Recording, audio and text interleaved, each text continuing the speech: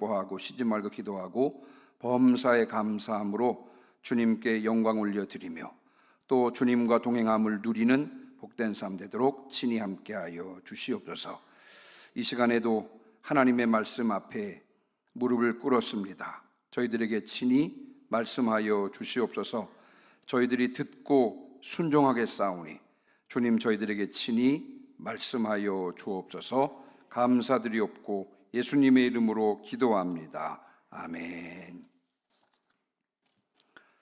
자, 오늘 마태복음 26장 17절로 29절까지 말씀 읽었는데요. 오늘은 1절부터 29절 전체 내용을 좀 살펴보도록 하겠습니다. 자, 먼저 여러분 26장 1절부터 우리 읽으면서 오늘 설교를 시작하도록 하겠습니다. 자, 26장 1절을 다 같이 한번 읽어보겠습니다. 시작. 예수께서 이 말씀을 다 마치시고 제자들에게 이르시되 아멘.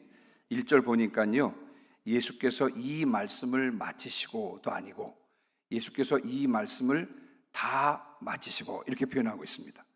자, 그럼 여기서 말하는 이 말씀은 무엇입니까?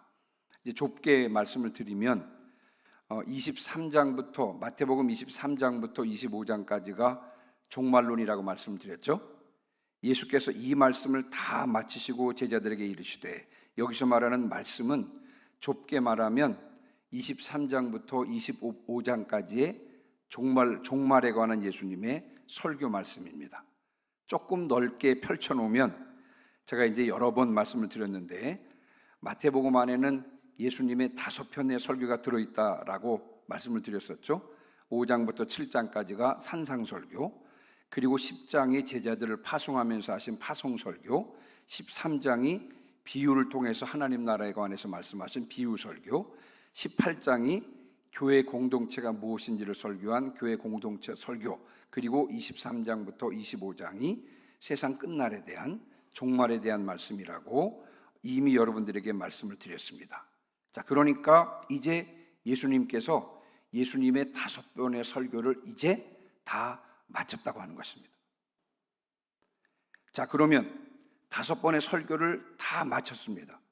자, 그러면 예수님께서 설교를 마치셨다면 그 다음은 무엇을 해야 하실까요? 자, 2절입니다. 2절도 같이 읽습니다. 시작. 너희가 아는 바와 같이 이틀이 지나면 유월절이라 인자가 십자가에 못 박히기 위하여 팔리리라 하시더라. 아멘. 5번의 설교를 이제 다 마치셨습니다. 설교를 다 마치셨다면, 자, 그 다음은 예수님께서 무엇을 하실 차례라고요? 자기 목숨을 많은 사람들의 대속물로 주실 차례인 것입니다. 자, 그러면서 예수님께서 2절 말씀하실 때 보면, 자, 다시 한번 보시면요, 너희가 아는 바와 같이 이틀이 지나면 유월절이라 인자가 십자가에 못 박히기 위하여 팔리리라 하시니라. 자, 이 2절 예수님께서 유월절과 십자가의 죽음을 지금 연결시키고 있는 것을 우리가 알 수가 있습니다. 자, 분명히 유월절과 예수님의 십자가 죽음은 관계가 있는데, 여러분 어떤 관계가 있습니까? 유월절과 예수님의 십자가 죽음은 어떤 관계가 있을까요? 중요한 말씀인데요. 고린도전서 5장 7절 말씀입니다. 한번 찾아주세요. 고린도전서 5장 7절 말씀입니다.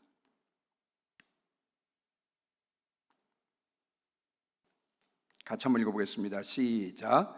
너희는 누룩 없는 자인데 새 덩어리가 되기 위하여 묵은 누구를 내버려. 그 다음에 우리의 유월절 양 곧 그리스도께서 희생이 되셨느니라. 아멘. 자, 설교를 마치시고 이제는 예수님의 목숨을 많은 사람의 대속물로 주실 그런 차례인 것입니다. 자, 그러면서 예수님께서 십자가 죽음을 말씀하시면서 뭐와 십자가 죽음을 연결시키고 있냐면 유월절과 십자가 죽음을 연결시키고 있습니다. 그러면서 고린도전서 5장 7절 말씀에 사도 바울이요, 예수님을 가리켜서 우리의 유월절 양이시다 그렇게 말씀하십니다. 우리의 유월절 양 대신 그리스도께서 희생이 되셨다라고 했습니다. 예수님께서는 우리의 유월절 양이 되셔서 희생하신 것입니다. 예수님께서는 유월절 양이 되셔서 십자가에서 피를 흘리신 것입니다. 그 피를 받아서 문설주와 문인방에 바르는 자, 다시 말씀을 드리면 예수님의 십자가 피 공로를 믿는 자마다 하나님의 죽음의 심판을 면할 수 있는 것입니다. 그래서 여러분, 예수님께서는 유월절에 맞추어서 예루살렘에 올라오셨고 친히 십자가를 지신 것입니다. 예수님께서 십자가 달려 돌아가시기 3개월 전에는요, 요단강 동평 이방 땅에서 사역을 하시다가 유월절 되기 한 주 전에 예루살렘에 올라오셔서 사역을 하시다가, 그리고 말씀드린 대로 유월절에 맞추어서 예루살렘에 올라오셨다가 유월절 양으로 십자가 위에서 피를 흘려 십자가에서 피를 흘려 주셨던 것입니다. 즉 예수님께서는 우리의 유월절 양이 되셔서 피를 흘려 주신 것입니다. 자, 3절부터 5절입니다. 자, 3절부터 5절은 제가 좀 빠른 속도로 한번 읽어보겠습니다. 그때 대제사장들과 백성의 장로들이 가야바라 하는 대제사장의 관정에 모여 예수를 흉계로 잡아 죽이려고 의논하되 말하기를 밀란이 날까 하노니 명절에는 하지 말자 하더라. 그때 그랬습니다. 그때 예수님께서 유월절 희생양이 되셔서 이제 십자가에서 피 흘려 주실 그때가 다가왔을 그때에 바쁘게 움직이는 사람들이 있었습니다. 누구와 누굽니까? 오늘 본문의 3절에 보니까 대제사장들과 백성의 장로들이 바쁘게 움직였습니다. 왜 바쁘게 움직였다고요? 예수님을 흉계로 잡아 죽이려고 의논했습니다. 자, 말하자면요, 유월절 양을 잡을 지금 음모를 꾸미고 있는 것입니다. 유월절 양을 잡을 음모를 꾸미고 있었어요. 근데 문제가 있었습니다. 어떤 문제냐면요, 여러분, 유월절에는 이스라엘 전역에서 뿐만 아니라 전 세계에서 수백만 명이 예루살렘으로 모여듭니다. 수백만의 사람들이 유월절을 지키기 위해서 예루살렘으로 모이는데, 그 중에 많은 사람들은 예수님을 선지자로 여기는 사람들이 있었습니다.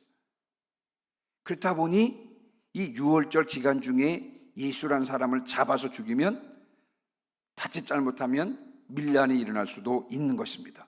그래서 여러분, 그들이 모여서 의논해서 결론을 내리기를 뭐냐면, 예수를 잡아서 죽이되 이번 절기, 다시 말하면 이번 유월절은 피하자고 그렇게 결론을 내렸습니다. 이번 유월절 지나고 나서 보자. 유월절 지나고 나서 체포해서 죽이자. 이렇게 결론을 내렸던 것입니다. 이것이 그들이 생각하는 때였습니다. 대제사장들과 장로들이 생각하기에 예수라는 사람을 죽일 때는 지금이 아니다. 유월절 지나고 하자 그랬습니다만, 그러나 하나님께서 생각하시는 때는 달랐습니다. 하나님께서 생각하시는 때는 바로 유월절이었어요. 유월절. 예수님께서 유월절 양이 되셔서 유월절에 죽으셔야 했던 것입니다. 그런데 대제사장들과 장로들은 아니야. 이번 유월절에는 체포하면 안 돼. 죽이면 안 돼. 밀란이 일어나면 더 곤란해. 이때는 안 돼. 이때를 넘기자. 하나님의 때는 유월절이었습니다. 하나님의 때와 이들의 때가 달랐죠. 이때 여러분, 나선 사람이 있었습니다. 누가 나섰냐 하면요, 여러분 14절부터 16절입니다. 자, 14절부터 16절도 좀 빠른 속도로 저와 여러분 같이 한번 읽어보겠습니다. 시작. 그때 12 중에 하나인 가룟 유다라 하는 자가 대제사장들에게 가서 말하되 내가 예수를 너희에게 넘겨주리니 얼마나 주려느냐 하니 그들이 은 30을 달아 주거늘 그가 그때부터 예수를 넘겨줄 기회를 찾더라. 아멘. 하나님의 때와 대제사장들과 장로들의 때가 달랐을 그때 나선 사람이 누구냐면 가룟 유다입니다. 가룟 유다가 대제사장에게 가서 자신이 예수를 넘겨주겠다고 하면서 돈을 요구했습니다. 얼마를 주겠냐? 그랬더니 대제사장들이 은 30을 달아주었습니다. 원래는 본래 계획은, 본래 그들이 내린 결론은 이번 유월절을 피하자 그랬던 거였잖아요. 그러나 가룟 유다의 제안으로 다시 예수님을 죽이려고 하는 마음이 불타오르게 되었던 것입니다. 그래서 예수님께서는 하나님께서 정하신 때인 유월절에 유월절 양으로 십자가에서 죽게 되신 것입니다. 하나님의 뜻은 하나님의 때에 온전히 이루어지는 줄 믿습니다. 하나님의 뜻은 반드시 하나님의 때에 이루어지는 줄 믿습니다. 여기에서 우리들은 놀라운 사실을 한 가지 더 살펴볼 수가 있는데요. 여러분, 요한복음 13장 2절 말씀입니다. 요한복음 13장 2절 말씀 같이 한번 읽어볼까요? 시작. 마귀가 벌써 시몬의 아들 가롯 유다의 마음에 예수를 팔려는 생각을 넣었더라. 아멘. 자, 요한복음 13장 26절로 27절, 30절은 제가 읽습니다. 예수께서 대답하시되 내가 떡 한 조각을 적셔다 주는 자가 크니라 하시고 곧 한 조각을 적셔서 가롯 시몬의 아들 유다에게 주시니 조각을 받은 후 곧 사탄이 그 속에 들어간지라. 유다가 그 조각을 받고 곧 나가니 밤이러라. 아멘. 여러분, 예수님을 배신하도록 가룟 유다 속에 들어가서 조종한 자가 누굽니까? 오늘 요한복음 13장 말씀해 보면 사탄입니다. 사탄이 가룟 유다 속에 들어가서 예수님을 배신하도록 했고, 그래서 가룟 유다는 예수님을 대제사장의 손에, 대제사장들의 손에 넘겨준 것입니다. 그런데 여러분, 사탄이 가룟 유다 속에 들어가서 가룟 유다를 충동질해서 예수님을 대제사장들에게 넘기려고 했었는데 그 시점이 언제였냐면요, 바로 하나님께서 정하셨던 바로 그 시점이었다는 사실입니다. 사탄의 역사와 가룟 유다의 배신을 통해서도 하나님께서는요, 당신의 뜻이 당신의 때에 이루어지도록 역사하셨던 것입니다. 하나님은 주권적으로 당신의 일을 당신의 때에 이루시는 분이신 줄 믿습니다. 뿐만 아니라 하나님께서는 모든 것을 합력하여 선을 이루시는 분이신 줄 믿습니다. 이런 하나님을 우리가 아버지로 모시고 있는 것입니다. 이런 하나님을 우리가 아버지로 모시고 있다면, 그렇다면 여러분, 우리가 할 수 있는 일이 무엇이겠습니까? 우리가 해야 할 일은 무엇이겠습니까? 여러분, 하나님께서는요, 말씀드린 대로요, 사탄의 역사를 통해서도, 가룟 유다의 배신을 통해서도 당신의 일을 당신의 때에 이루신 분이십니다. 모든 것을 합력해서 선을 이루신 분이십니다. 그런 하나님을 우리가 지금 아버지로 모시고 있는 것입니다. 자, 그렇다면 이런 하나님을 우리가 아버지로 모시고 있는데, 그렇다면 우리가 해야 될 일은 무엇입니까? 하나님의 일이 성취되는 바로 그 하나님의 때를 기다릴 줄 아는 지혜와 인내가 필요한 줄 믿습니다.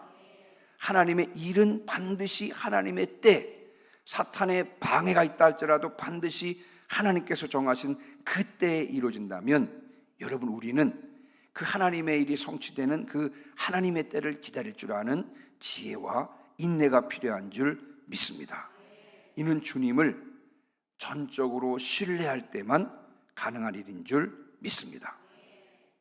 주님을 전적으로 신뢰해서 하나님의 때를 기다리는 지혜와 인내를 가지고 하나님의 일이 하나님의 때에 성취되는 것을 목격하는 성도들 되시기를 주님의 이름으로 축원합니다. 아멘.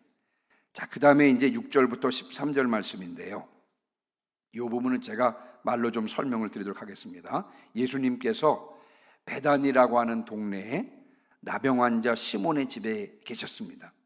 그때 그 집에 한 여인이 찾아오는데요, 이 여인에게는 매우 귀한 향유 한 옥합이 있었습니다. 그래서 매우 귀한 향유 한 옥합을 가지고 이 여인이 나병 환자 시몬의 집에 찾아왔습니다. 그리고 이 여인이요, 그 향유를 식사하고 계시는 예수님의 머리에 부으셨습니다. 그 당시 중동 사람들은 식사할 때 여러분께 비스듬히 옆에서, 왜냐하면 이제 이 사람들 식사는 보통 우리로 말하면 마른 빵과 그리고 마른 빵을 찢어서 그냥 소스에 찍어 먹는 정도입니다. 뭐 이렇게 반찬이 많고 복잡한 것이 아니기 때문에 빵과 소스만 있으면 되는 거였거든요. 그래서 보통은 이렇게 누워서 보통은 이렇게 한쪽으로 기대고 누워서 손으로 빵을 떼가지고 그냥 소스에 찍어서 먹으면 됩니다. 그리고 가끔 뭐 거기에 이제 반찬이 필요하다 그러면 올리브나 혹은 정말 그 귀한 손님이 오시면 과일 정도 좀 나올 정도인데요.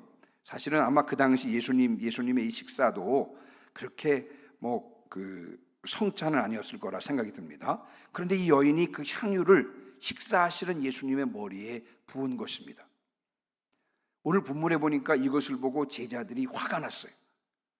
아니 이 비싼 향유를 팔아서 가난한 사람들에게 나눠줄 것이지 괜히 쏟아서 버렸다는 것입니다. 허비했다고 하는 것입니다. 그래서 제자들이 화가 났습니다. 요한복음의 요한복음의 기록을 보면 이 기름을 부은 여인은 누구였냐면 나사로의 누이였던 마리아였고요. 그리고 화를 낸 이 제자가 누구였냐면 가룟 유다라고 요한복음 12장 1절로 6절에서 말씀하고 있습니다. 제자들은 허비했다는 것이죠. 그냥 쏟아서 버렸다는 것입니다. 그 귀한 향유를 쏟아 버렸다는 것이죠. 그러나 예수님께서는 뭐라고 말씀하셨냐면요, 12절에 보니까 이 여자가 내 몸에 이 향유를 부은 것은 내 장례를 위하여 함이니라 라고 말씀하셨습니다. 여러분들 생각하시기에는 어떻습니까? 마리아가 과연 이 사실을 알고 있었을까요? 예수님께서 곧 돌아가실 텐데 예수님의 장례를 준비해야 되겠다 이렇게 생각하고 향유를 부었다고 생각하십니까? 마리아가 예수님께서 돌아가실 것을 알고 장례를 준비한 것이 맞습니까? 사실은 정확히 기록은 안 되어 있습니다만 아마 모르지 않았을까요? 그러나 여러분 이 본문에서 결정적으로 중요한 사실은 뭐냐면 마리아가 그 사실을 알고 있었느냐 모르고 있었느냐 이것이 중요한 것이 아니고 결정적으로 중요한 사실은 뭐냐면 마리아가 머리에 향유를 부은 이분이 과연 누구냐는 것입니다. 마리아가 그 비싼 향유를 머리에 부은 과연 그분이 누구시냐? 바로 그분이요. 2절에 나와 있는 대로요. 6월 이틀이 지나면 6월절이라 인자가 십자가에 못 박히기 위하여 팔리우리라 라고 하신 죽임당할 6월절 양이라고 하는 사실이 중요했던 것입니다. 이 마리아가 예수님의 장례를 준비하려고 쏟았냐 그렇지 않느냐가 중요한 것이 아니고 마리아가 향유를 부은 이분이 누구냐? 이분이 바로 6월절 양, 우리를 위하여 죽임을 당할 6월절 양이라고 하는 사실이 중요한 것입니다. 여기에 복음의 핵심이 있는 줄 믿습니다. 예수님은 우리를 대신해서 죽으신 6월절 양이십니다. 그러므로 13절 말씀에 여러분 13절 한번 보세요. 자, 13절 한번 같이 읽습니다. 시작. 내가 진실로 너희에게 이르노니 온 천하에 어디서든지 이 복음이 전파되는 곳에서는 이 여자가 행한 일도 말하여 그를 기억하리라 하시니라. 아멘. 이렇게 말씀하셨던 것입니다. 예수님은 우리를 대신하여 죽으신 6월절 양이 되신다는 말씀인 것입니다. 여러분 복음의 핵심은 예수 그리스도의 십자가 죽으심과 부활입니다. 예수님께서는 우리를 대신하여 6월절 양이 되셔서 십자가에 죽으셨습니다. 그러므로 우리가 하나님의 진노, 하나님의 심판을 면할 수 있게 되었습니다. 왜냐하면 우리의 죄가 용서받았기 때문에 그렇습니다. 예수님께서는 죽으신 지 사흘 만에 부활하셨습니다. 예수님께서 죽으셨다가 부활하심으로 우리는 의롭다함을 얻게 된 것입니다. 정리를 해보면 예수님께서는 우리의 죄 때문에 십자가에서 죽으신 것이고 우리를 의롭다 하시기 위해서 부활하신 것입니다. 이 사실에 확고하시기를 주님의 이름으로 축원합니다. 자, 이제 오늘 읽은 본문인데요. 17절부터 29절을 살펴봐야 할 텐데 이 부분은 조금 집중해서 들으셔야 될 것 같습니다. 자, 먼저 17절입니다. 오늘 이제 본문 중에서 제일 중요한 부분인데요. 자, 17절 같이 읽습니다. 시작. 무교절의 첫날에 제자들이 예수께 나와서 이르되 유월절 음식 잡수실 것을 우리가 어디서 준비하기를 원하시나이까. 아멘. 자, 무교절의 첫날에 그랬습니다. 여러분 출애굽기 11장에 보면 이 유월절 무교절을 어떻게 지키는지에 대해서 하나님께서 모세를 통해서 자세하게 말씀하고 계신데 이렇게 말씀하십니다. 이달 14날까지 간직하였다가 해질 때 이스라엘 회중이 그 양을 잡고, 유월절 양을 언제 잡느냐면요, 이달 14날까지 간직하였다가 해질 때 그랬습니다. 그러니까 1월 14일, 첫 해가 시작되는 1월 14일 저녁에 유월절 양을 잡아서 유월절을 지키도록 했습니다. 자, 그러니까 오늘 17절에 나오는 무교절 첫날은 바로 하나님께서 유월절을 지키라고 하는 그 규례에 대해서 말씀하셨던 바로 그 날입니다. 1월 14일 바로 그 날이고 33년 간직해 두었다가 어린 양을 잡을 날이 돌아온 것입니다. 제가 이집트 있을 때 처음 갔는데, 처음에 갔더니요, 어디서 양 울음소리가 계속 들리는 거예요. 자는데, 며칠 자는데 한 4, 5일 정도 들리더라고요, 양 소리가. 처음에는 그게 무슨 소리인지 몰랐습니다. 이제 봤더니 뭐냐면, 말하자면 유월절 양을 잡기 위해서 이 사람들이 며칠, 어떤 돈 많은 사람들은 소를 사다가, 어떤 사람들은 양을 사다가 한 3, 4일 집에 두었다가 그날 저녁에 양을 잡습니다. 마찬가지예요. 바로 무교절 첫날이 뭐냐면 유월절 양을 잡는 날인데, 그날 유월절 양 대신 예수님 33년을 간직해 두었던 어린 양을 잡을 날이 돌아온 것입니다. 자, 20절 한번 보세요. 20절입니다. 20절 같이 읽습니다. 시작. 저물 때 예수 제자와 함께 앉으셨더니, 아멘. 그날 저녁에 이제 유월절 양 잡을 그날 저녁에 예수님께서 12제자와 함께 앉으셨는데, 누가복음 22장 15절에 따르면요, 예수님께서는 제자들에게 이렇게 말씀하셨습니다. 굉장히 중요한 말씀인데요, 누가복음 22장 15절을 한번 띄워주시기 바랍니다. 누가복음 22장 15절. 자, 같이 읽습니다. 시작.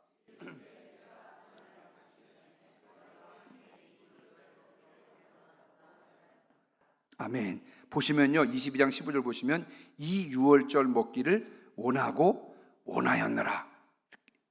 자, 우리는 예수님께서 제자들과 함께 마지막으로 식사한 이 유월절 식사를 뭐라고 부르냐면요, 보통 이제 흔하게 사람들이 최후의 만찬이다 그렇게 부릅니다. 최후의 만찬.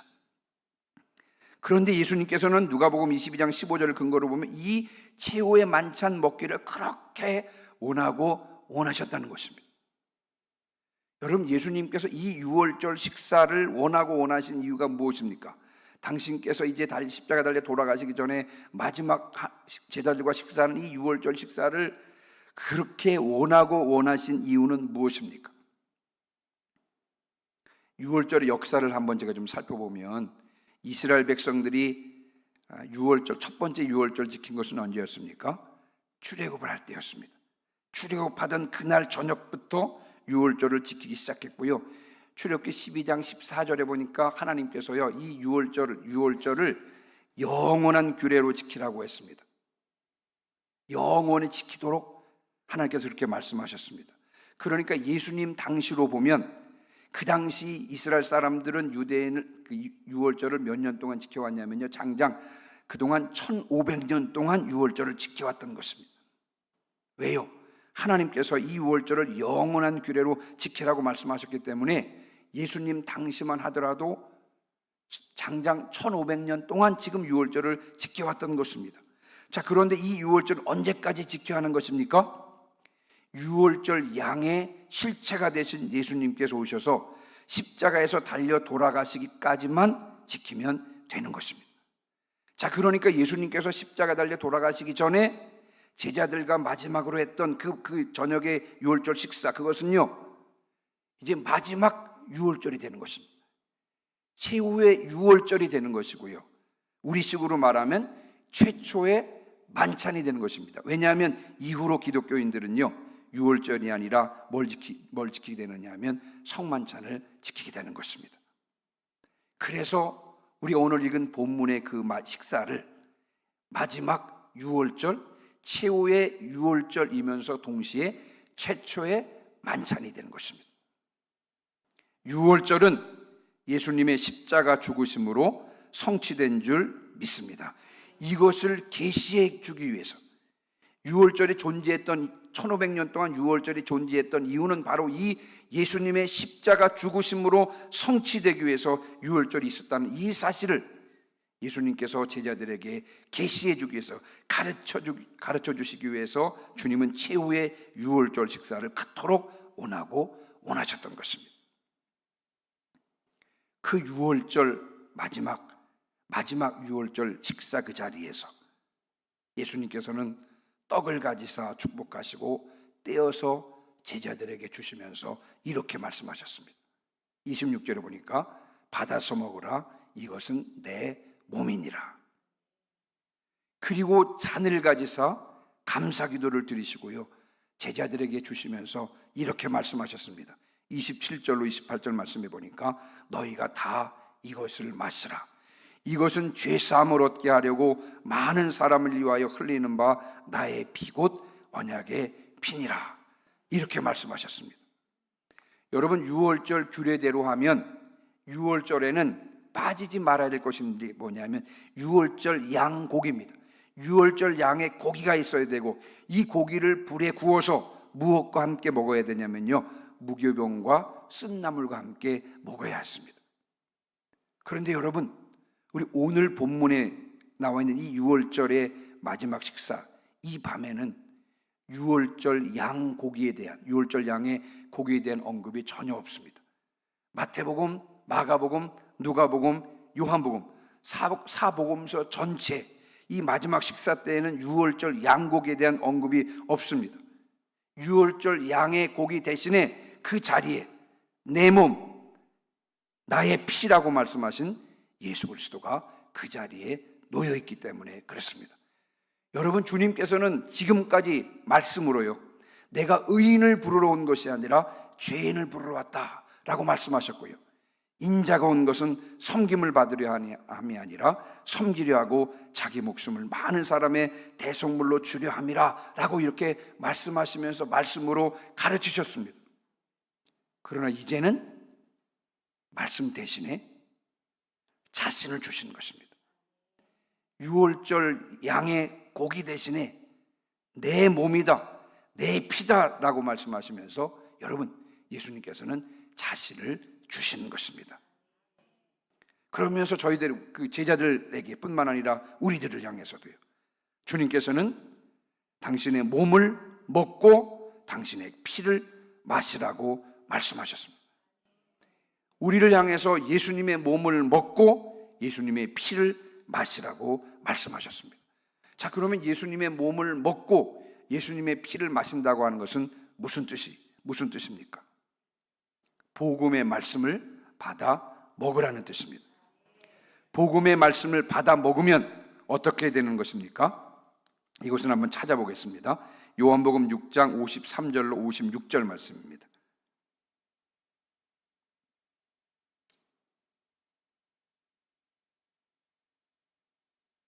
자, 요한복음 6장 53절로 56절 말씀인데요. 자, 주님께서는 우리를 향해서 당신의 몸을 먹고 당신의 피를 마시라고 그랬는데, 이것은 무슨 뜻이냐면 복음의 말씀을 받아 먹으라는 뜻입니다. 자, 그러면 복음의 말씀을 받아 먹는 자들은 어떻게 되느냐? 53절 한번 보세요. 53절 보시면 예수께서 이르시되 내가 진실로 너에게 이르노니 인자의 살을 먹지 아니하고 인자의 피를 마시지 아니하면 너희 속에 생명이 없느니라. 그 다음에요, 자, 내 살을 먹고 내 피를 마시는 자는 영생을 가졌고 그랬습니다. 여러분, 복음의 말씀을 받아들이는 자는 영생을 얻게 되는 것입니다. 그리고 그 다음에 보세요. 내 살을 먹고 내 피를 마시는 자는 영생을 가졌고 마지막 날에, 곧 54절이에요. 54절입니다. 마지막 날에 내가 그를 다시 살리리니 그랬습니다. 복음의 말씀을 먹는 자들은요, 주님께서 다시 오실 때 부활한다는 것입니다.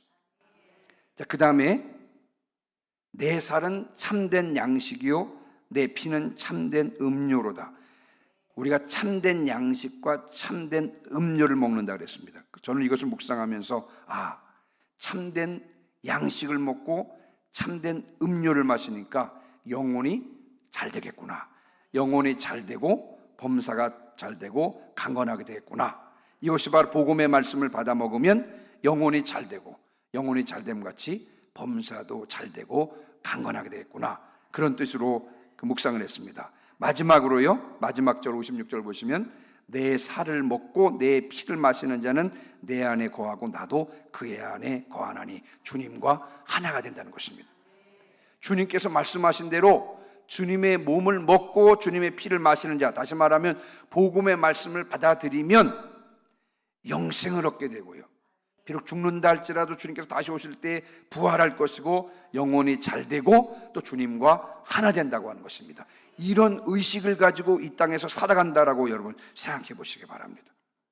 주님과 하나 되어 영생을 소망하며 또 주님께서 다시 오실 때 부활할 것을 소망하며 영혼이 잘됨 같이 범사도 잘 되고 강건한 이와 같은 삶을 살아간다. 그러면 성령의 능력 안에서 이 세상에서 진심으로 하나님을 사랑하고 이웃을 사랑하게 될 것이며 또 그리스도의 빛과 소금이 될 것임을 확신합니다. 이제 오늘 말씀을 마무리하고 마치겠습니다. 예수님께서는 유월절 양이 되셔서 십자가 위에서 자신의 몸과 자신의 피를 우리를 위해서 주셨습니다. 우리는 그 몸을 먹고 그 피를 마셔야 합니다. 왜요? 주님께서 그렇게 말씀하셨습니다. 주님의 몸을 먹으라, 주님의 피를 마시라 말씀하셨기 때문에 그렇습니다. 우리가 주님의 몸을 먹고 주님의 피를 마실 때 성령의 능력을 힘입게 되고요, 이 땅에 살면서 진심으로 하나님을 사랑하게 되고 이웃을 사랑하게 될 줄 믿습니다.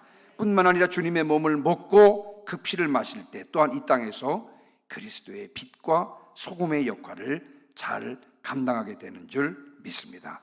이와 같은 삶을 이 땅에서 온전히 누리시는 저와 여러분 되시기를 주님의 이름으로 축원합니다. 아멘. 260장, 우리 260장 찬송하시고 오늘 들은 말씀을 붙잡고 통성으로 기도하시겠습니다. 우리 다 같이 박수 치면서 찬송하시겠습니다. 우리를 죄에서 구하시려